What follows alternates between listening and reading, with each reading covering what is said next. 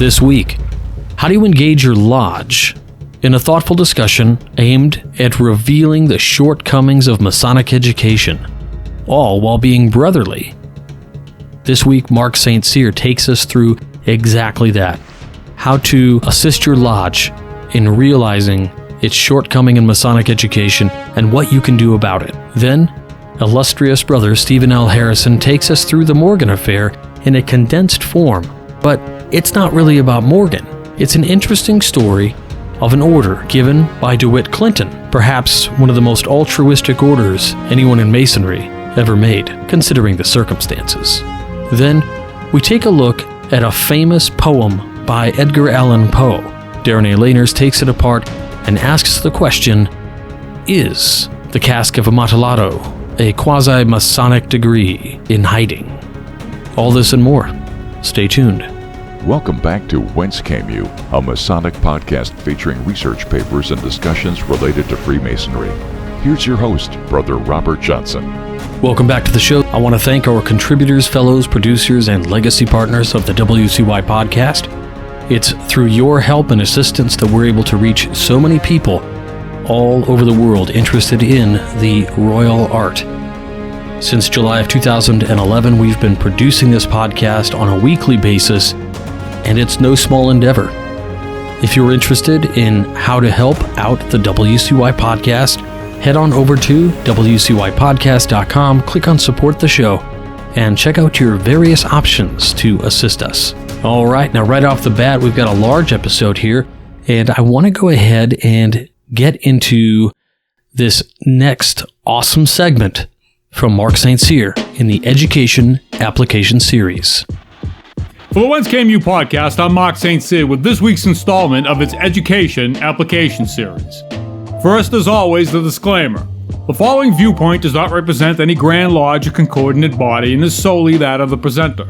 Please be sure to check with your jurisdiction's rules for governance relating to anything discussed here before considering any application thereof. So with that said, let's dig in. After pretty much covering the idea of culture, both from a micro and macro perspective, it's now time to delve directly into the application aspect which prompted them. Now, as I say ad nauseum, there will be many that'll want to push back, want to say this or that, or shout down these concepts. But here's the twist. That's not only okay, it's actually encouraged. Why? Because without the doubters, the naysayers, the unconvinced, you nor I would ever partake in the true test of education, which is application. For words without deeds are dead. Let's pull that thread together, shall we? When you have garnered the ability, along with the courage to both explain defects or defend benefits on a given subject in real time, without equivocation against all comers, that is when you will demonstrate the why others should listen to you. Until then, words are just that, only words. To grow in both the understanding of topics as well as their applications, you have to be willing to engage. Only then will you know if you're on the correct path for true rhetorical discourse. Or said differently, you can't be scared of the naysayers. Fervent rhetorical discourse is just one of the many aspects of applied education we are supposed to be pursuing within our walls. It is a required skill and discipline for the toolbox of any so-called learned man, and it requires endless honing for effectiveness. This is an aspect of education that gets missed by so many. For education, true education happens in full-throated discourse, and it is precisely this that our lodges are designed for. In other words, the idea that peace and harmony within a lodge means a subservient posture to title, age, and years served is as preposterous of an idea as allowing the current management of a once thriving enterprise to continue unquestioned as the company's value and reputation crumbles. Sound familiar? Maybe I digressed. Then again, maybe not. Let's pull this thread even further, shall we? The very idea that the confines of a lodge room can have vociferous, sanctioned, full-throated arguments about such things like what bills to pay, do we replace the boiler, why aren't there enough volunteers for this much fish fry, and much more. Yet everything short of this is off limits? Sorry, but that's a complete and utter disservice to the very idea that founded this great fraternity. The contemplation and the pursuit of ideals, politics, religion, the cosmos, and more were precisely the types of subject matter that were primarily discussed within our hallowed walls. All presented on the merits and arguments of learned men within the framework of civilized and proper rhetorical discourse, free from the ridicule of the uninformed zealot or profane. That's what once took place regularly. But we've traveled so far off the sublime path, lost the plot so long ago, those doing most of the arguing to continue this folly can't even explain what something as simple as our stations truly do anymore when pushed. Think I'm off base? Now let's put this whole education application thingy to the test right here and right now, shall we? Here's a test for efficacy.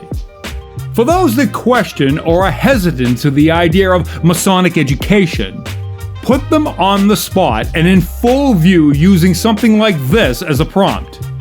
Let's say concerning the stations.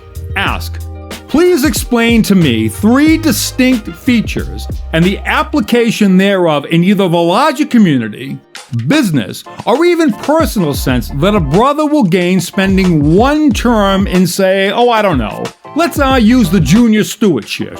Then wait. Say nothing till they finish, if they can. If they do, and it's low-hanging fruit stuff, you can challenge that, and you should. Here's an example of something like that. They get to learn the workings of a lodge. Where you might respond, okay, but that's kind of low-hanging fruit like the making good men better bromide. We say it, but we really can't explain the true process for application.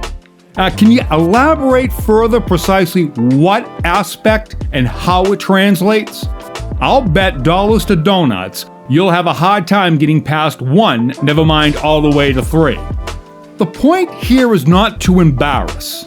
The point is to make your argument meaningful.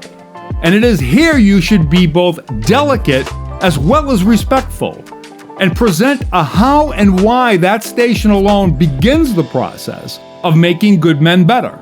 All men. Because then, of course, with asking for permission, of course, depending on your situation, you should then take the floor expressing not just 3, but 30. Yes, 30. And here's how. Let's use a man of minimum age requirement to petition and receive our degrees for our first example.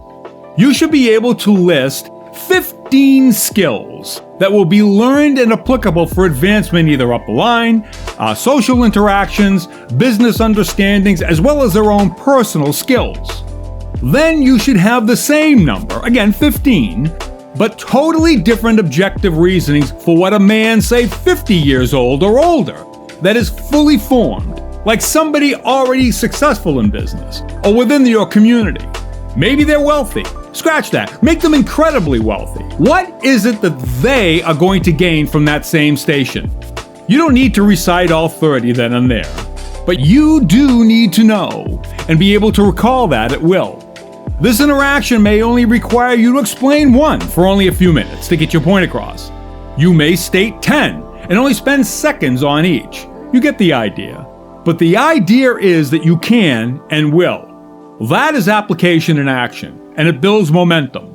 For what you've also begun is a real education process, one that can be presented at every meeting if warranted going forward, simply using every station that both educates new members as well as the older, and it can't be argued away in a, well, we don't do that esoteric stuff here, because we're not talking about that anymore, are we? Correct? This is how you begin the true process of making good men better, and you can explain how. But make no mistake, as I always warn, this is not a situation to enter in half-cocked. You must have, at the least, those 30 and the ability to recall and argue beforehand. If not, you'll look totally foolish and you'll simply be dismissed as such. But here's a hidden bonus to all this if your arguments are unsuccessful. At the very least, you yourself will have a better, more fundamental idea of what Freemasonry portends than many of those within that pretend to know. And that's a great starting point for all of us. So for the Whence Came You podcast, I'm Mark St. Cyr. Thanks for listening. All right, some hard truths there. But what I really liked about this piece is that I think a lot of people take some of this business pushiness kind of thing and they say, well, it's really unbrotherly. But if you listened to Brother Mark St. Cyr in this piece, he tells it like it is. You're not doing this to embarrass anybody. You're doing this delicately and in a way that hopefully gets brothers to really think. And of course, as he said, you've done a little bit of introspective thinking and writing on this as you prepared for this brotherly confrontation. The beauty of this is, of course, that by even bringing this up, you've essentially brought in Masonic education. All right, now before we get into the article, let's get into another great segment from the always industrious Stephen L. Harrison, an all-new Masonic Minute. Let's check it out. The Morgan Affair has continued to plague Freemasonry for 2 centuries. In 1826, a man named William Morgan showed up in Batavia, New York, and became part of the Masonic community. He was probably not a Freemason, but worked his way into the craft when a friend vouched for him. He was subsequently initiated into a chapter of Royal Arch Masonry in Leroy, New York. When the brothers in Batavia applied for a Royal Arch chapter charter in their community, Morgan's name was on the list of petitions. This would have automatically made him a member of the new chapter. By this time, Morgan had developed a reputation as being a heavy drinker, a man who could not handle his finances, and local Masons were beginning to doubt he had ever been initiated as a member of the fraternity. Morgan had also become involved in a dispute with another brother who was well known and powerful. The locals disapproved of Morgan's handling of that conflict. Questioning Morgan's character, the Batavia brothers drew up a new petition for a charter, leaving Morgan's name off. When the charter was granted, the Batavia Royal Arch chapter denied him membership or visitation rights. With the troubles he had been having with the Batavia brothers, Morgan had been contemplating turning against them and writing a book which would reveal the secrets of the order. He may have even started writing it by that time, but if not, the incident with the local Royal Arch chapter was the last straw. Morgan fervently went to work on the exposé. Word got around town, probably due to Morgan's alcohol-fueled bragging about what he was doing. This irritated the Masons. So, what do you do when you're irritated? Well, what else? You raid Morgan's home, illegally confiscate his documents, set his partner's business on fire, kidnap, imprison, and maybe even kill the guy. Then cry in your beer when the book gets published anyway. Now, some thought that might be an overreaction, but that's what they did. And the furor over what happened to Morgan has been like the sword of Damocles hanging over the Masons for 2 centuries. But many people, perhaps too many, already know that story. So that's not really what I wanted to talk about. What I want to talk about is DeWitt Clinton. At the time all this happened, DeWitt Clinton was governor of New York. He was also General Grand High Priest of the General Grand Chapter of Royal Arch Masons. He was a powerful guy and was very well aware of the shenanigans going on in Batavia. A Mason by the name of Robert Martin set out to deliver Morgan's papers to the General Grand Chapter. When he arrived, Clinton was not there. Martin met with a committee acting under Clinton's direction. It was chaired by Samuel Knapp of Massachusetts. Martin handed over all of Morgan's documents, but Knapp shoved them right back at him. Under Clinton's authority, he told Martin, "You will return those papers to their rightful owner." When Martin told Knapp that person was in prison for debt, Knapp instructed him to raise the money from the fraternity, pay Morgan's debts in order to free him, and return the papers to him. Those orders were ignored. Morgan disappeared, and the Masonic fraternity has suffered for it ever since. Imagine, if you will, that Clinton and Knapp's orders had been obeyed.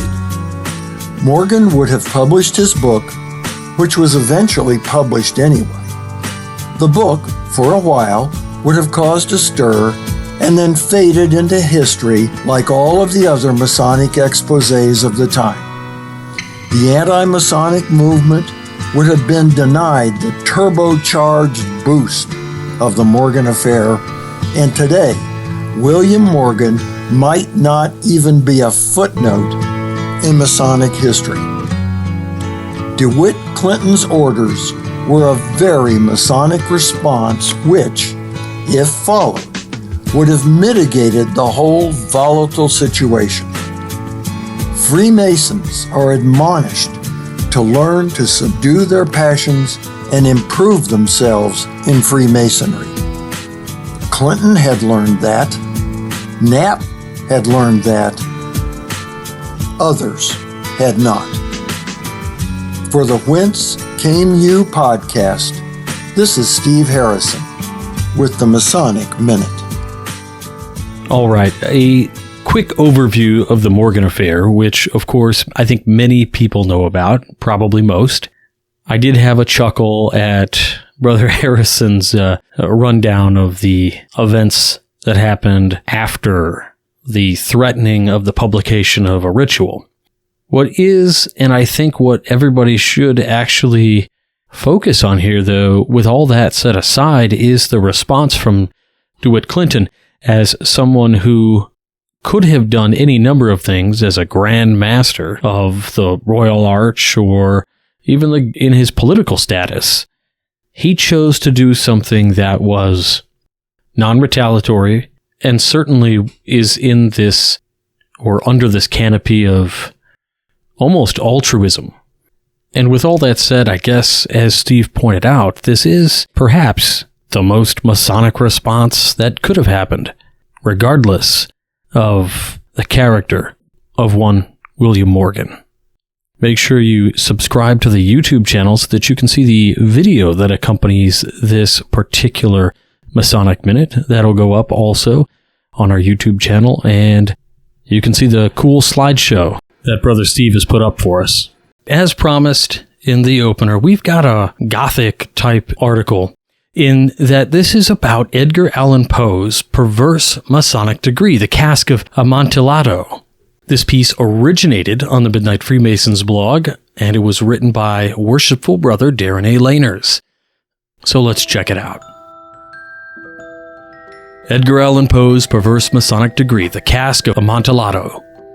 In Edgar Allan Poe's short story, The Cask of Amontillado, published in 1846, revenge is the motive for a gruesome murder that takes place in an underground vault. There is no evidence that Poe was a Freemason.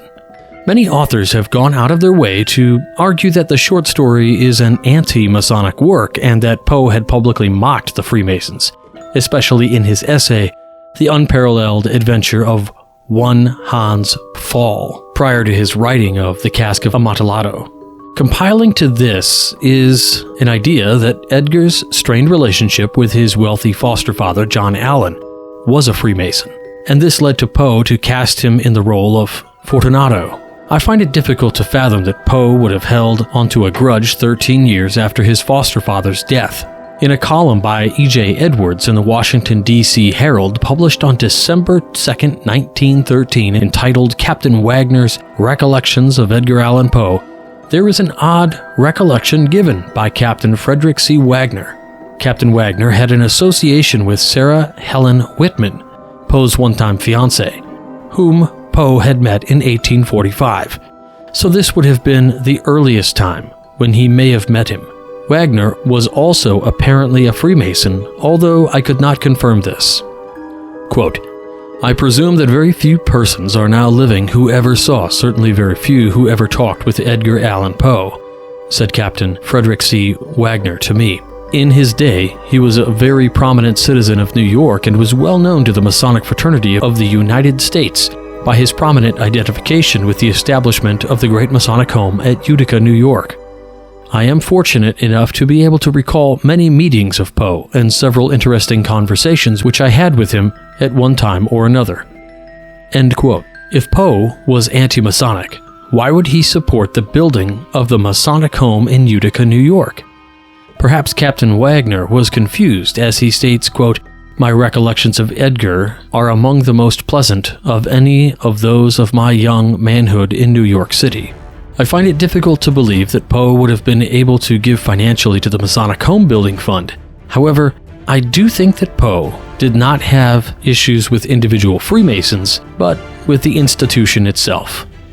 In any case, there is enough evidence presented in the Cask of Amontillado to state that Poe was familiar with Freemasonry. Many authors also state that Poe and others of that time would have had an idea of Freemasonry and its workings due to the Morgan Affair in 1826. However, I believe that Poe had knowledge of some of the higher degrees of Freemasonry either through the various exposés that came forward at his time or through associations with Freemasons like Wagner. In any case, an argument can and has been made for what occurs to the characters in the Cask of Amontillado as being a reenactment of a Masonic degree. However, I want to postulate something different.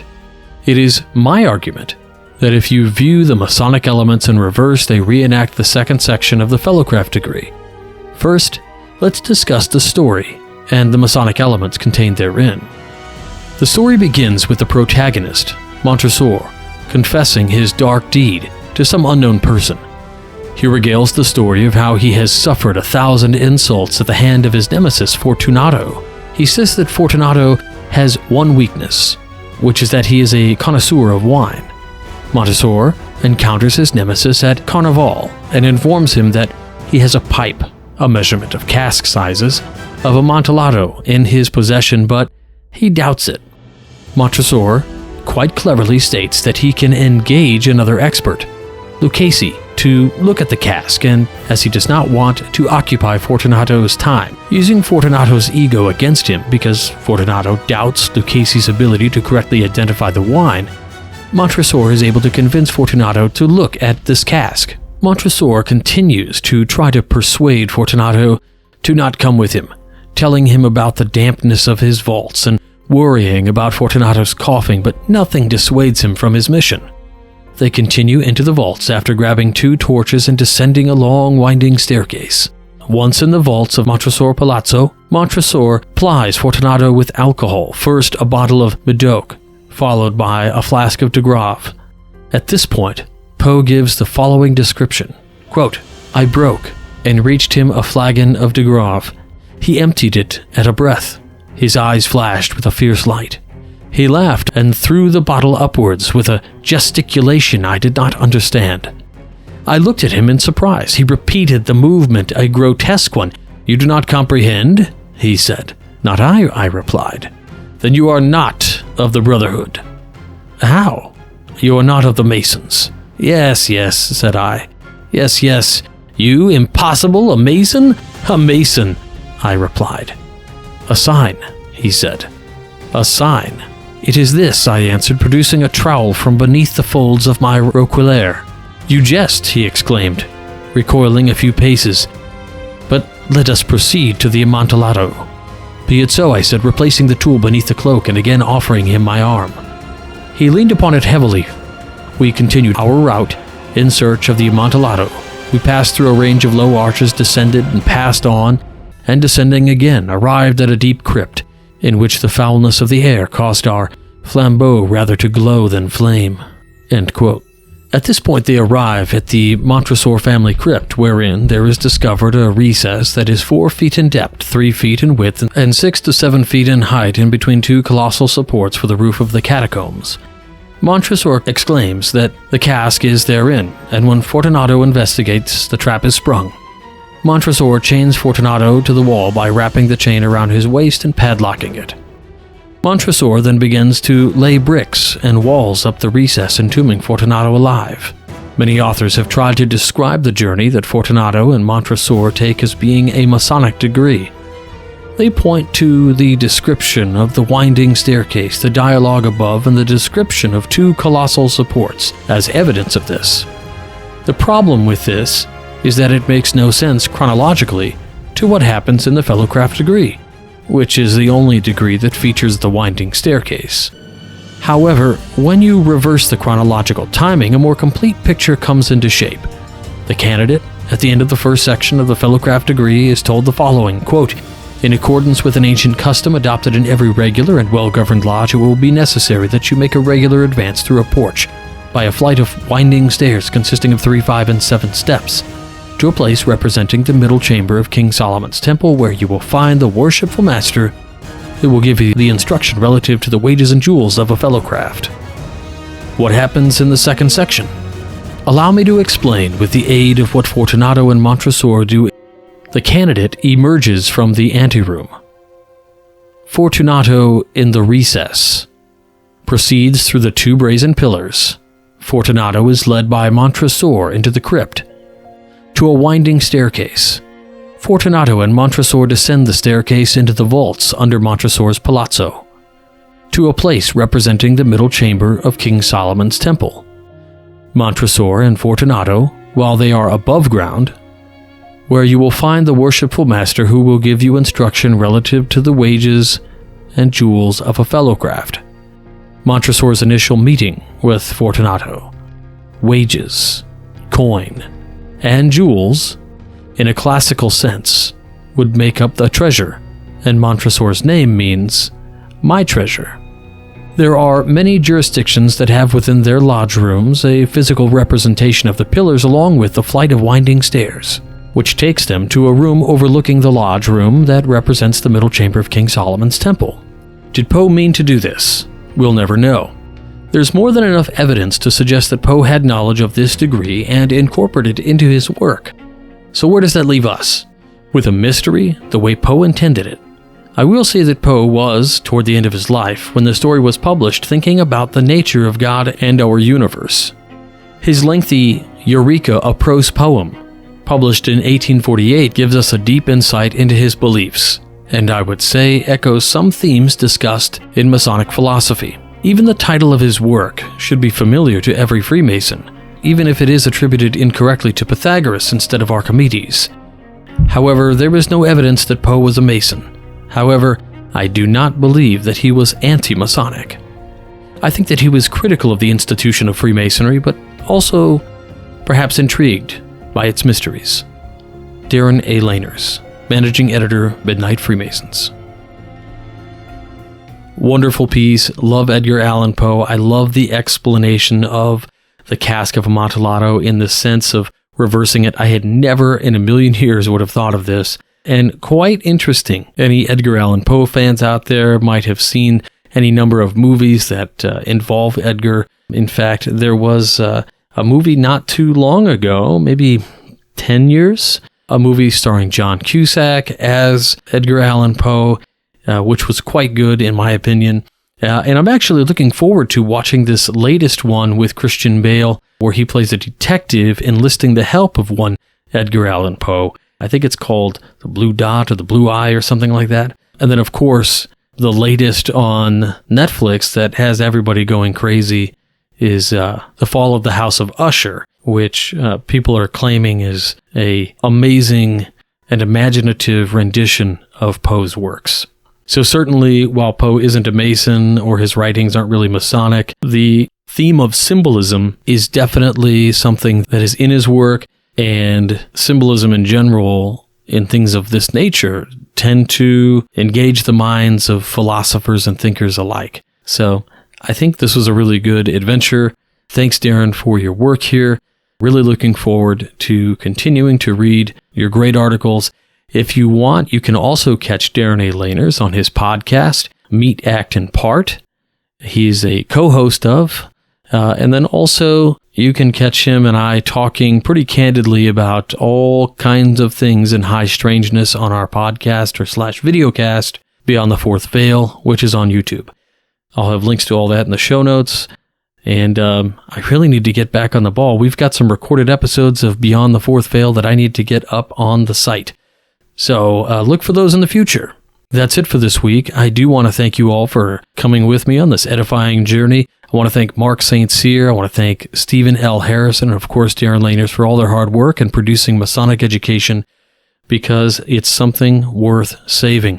Believe it or not, in the years leading up to now, let's call it around 2010 or so, we had a massive movement, grassroots you could call it, to employ Masonic education in terms of philosophy, history, and practical teachings. And of course, while Grand Lodges tended not to acknowledge the efforts of Masonic educators, and instead would rather create programs or delegate all existing programs to Masonic educators in an attempt to somehow utilize their skills to push different kinds of what they might consider education, largely administrative items.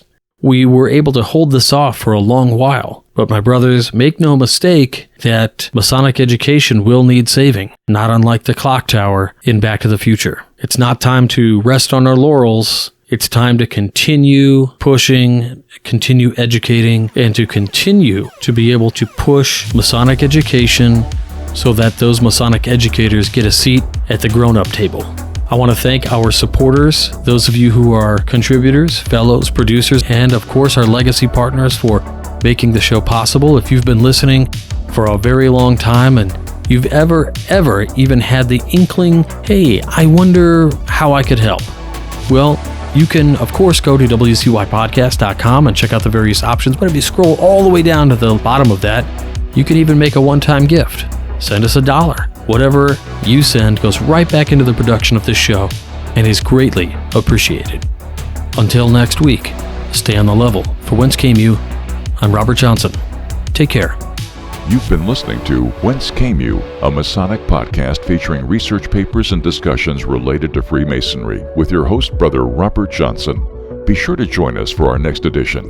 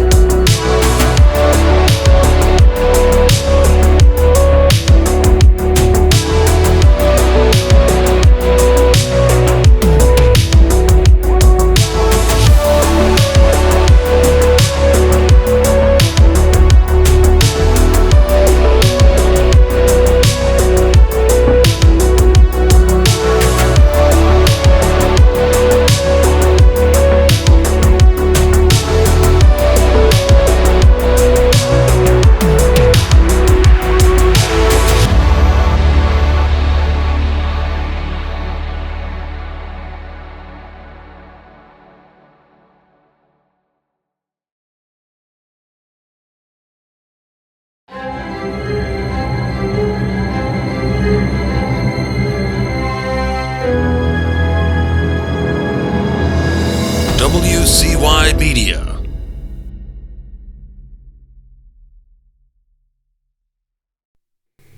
This is